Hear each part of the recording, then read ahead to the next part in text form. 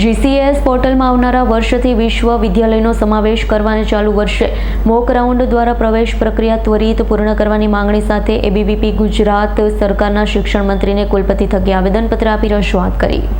અખિલ ભારતીય વિદ્યાર્થી પરિષદ દ્વારા છેલ્લા ઘણા વર્ષોથી રાજ્યની સરકારી વિશ્વવિદ્યાલયોમાં પ્રવેશ પ્રક્રિયા કેન્દ્રીકૃતિ તથા પારદર્શક કરવાની માંગણી કરાઈ છે। રાજ્ય સરકારના શિક્ષણ વિભાગ દ્વારા ગત વર્ષથી ગુજરાતની 14 રાજ્ય વિશ્વવિદ્યાલયોની પ્રવેશ પ્રક્રિયા GAS પોર્ટલ થકી કરવાનો પ્રયાસ કરવામાં આવી રહ્યો છે।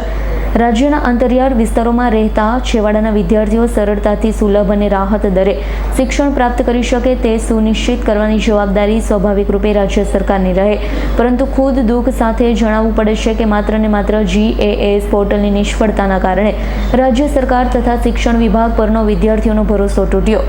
GCAS પોર્ટલ દ્વારા ચાલતી અત્યંત ધીમી પ્રવેશ પ્રક્રિયાના કારણે સરકારી મહાવિદ્યાલય અને વિશ્વવિદ્યાલયોમાં દર વર્ષની સાપેક્ષ પ્રવેશ થયા નથી। પરિણામે ઇન્ટેક કરતાં ખૂબ ઓછી સંખ્યામાં વિદ્યાર્થીઓને જે તે સરકારી સંસ્થામાં પ્રવેશ મળ્યા, જ્યારે બીજી તરફ મહાવિદ્યાલય અને વિશ્વવિદ્યાલયોએ મન ફાવે તે પ્રમાણે કોઈપણ પ્રકારના ધારાધોરણ વગર પોતાના ઇન્ટેક કરતાં વધુ પ્રવેશ આપી વિદ્યાર્થીઓની ભરતી કરી રહ્યા છે। ગુજરાતના ભવિષ્ય માટે પ્રવર્તમાન પરિસ્થિતિ ઘણી ગંભીર અને ચિંતાજનક છે। ABVP દ્વારા ગુજરાત રાજ્યના શિક્ષણ મંત્રીને પત્ર લખ્યો અને માંગણી કરી હતી કે નિજી વિશ્વવિદ્યાલયોની પ્રવેશ પ્રક્રિયાને પણ પારદર્શી બનાવવા તથા રાજ્ય વિશ્વવિદ્યાલય અને નિજી વિશ્વવિદ્યાલયને સમાન તક મળે સુનિશ્ચિત કરવા આવનારા શૈક્ષણિક વર્ષની રાજ્યની તમામ નિજી વિશ્વવિદ્યાલયોને GCAS પોર્ટલ અંતર્ગત પ્રવેશ પ્રક્રિયા હેતુ આવરી લેવામાં આવે। ચાલુ શૈક્ષણિક વર્ષની પ્રક્રિયામાં મોક રાઉન્ડ ઉમેરી વિદ્યાર્થીઓને કોલેજની અંતિમ રીટેક ચાલુ શૈક્ષણિક વર્ષની પ્રક્રિયામાં મોક રાઉન્ડ ઉમેરી વિદ્યાર્થીઓને કોલેજની અંતિમ પસંદગી કરવાનો વિકલ્પ આપવામાં આવે છે। પ્રવેશ પ્રક્રિયા સરળ બનાવી વધુ વિલંબ અટકાવી ત્વરિત સમાપ્ત કરવામાં આવે। વિશ્વવિદ્યાલયના અનુસ્નાતક અભ્યાસક્રમોના પરિણામો હજુ બાકી હોવાથી વિદ્યાર્થીઓને સ્નાતકતર અભ્યાસક્રમમાં પ્રવેશ મેળવવો મુશ્કેલ પડે છે, જેથી ત્વરિતપણે વિશ્વવિદ્યાલયોમાં પરિણામ જાહેર કરવામાં આવે। નમસ્તે, રવિ માંગરોળિયા, સુરત મહાનગર મંત્રીનું દાયિત્વ, અખિલ ભારતીય વિદ્યાર્થી પરિષદ। આજરોજ અખિલ ભારતીય વિદ્યાર્થી પરિષદ દ્વારા એક આખા ગુજરાતભરમાં વિરોધ પ્રદર્શન કરવામાં આવી રહ્યું છે।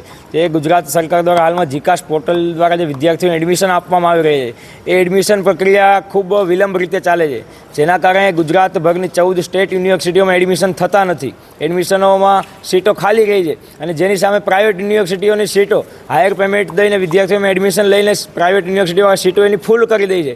તો એક વિદ્યાર્થી પરિષદની માંગ હતી કે આવતા વર્ષે જ્યારે GCAS પોર્ટલની પ્રક્રિયા ચાલુ થાય તો ત્યારે પ્રાઇવેટ યુનિવર્સિટી જેટલી છે એ પ્રાઇવેટ યુનિવર્સિટીઓને તમામને GCASમાં સમાવેશ કરવામાં આવે, જેના કારણે વિદ્યાર્થી એક જ ફોર્મમાં આખા ગુજરાતભરની કોઈપણ યુનિવર્સિટીમાં એડમિશન લઈ શકે।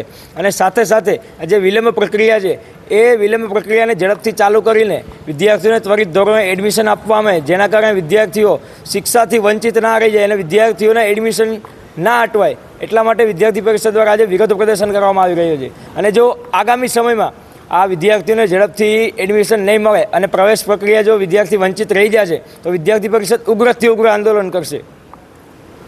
Bureau report S9 news, Surat. અમારી તમામ માહિતીથી અપડેટ રહેવા માટે જોડાયેલા રહો S9 ન્યૂઝ સાથે।